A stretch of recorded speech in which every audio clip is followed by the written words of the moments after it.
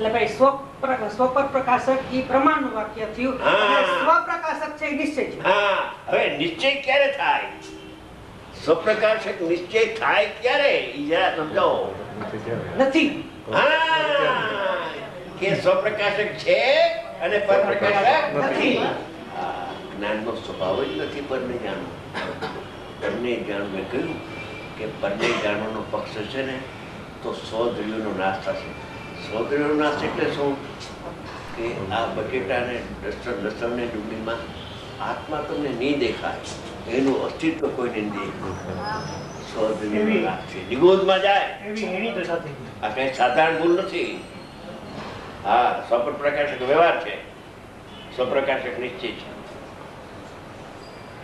પછી સ્વપ્રકાશક છે અને પરપ્રકાશક.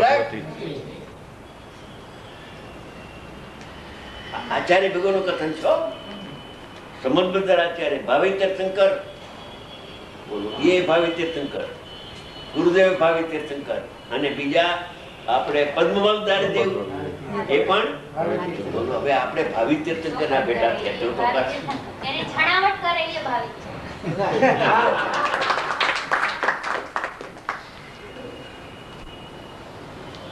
અદ્ભુત વાત. પ્રમાણ નહીં સાધન.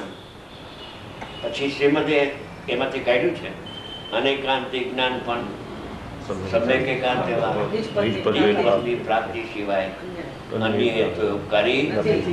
પ્રમાણમાંથી નહીં કાઢ અને પછી નયાતિક્રાંતિને અનુભવ કરી લે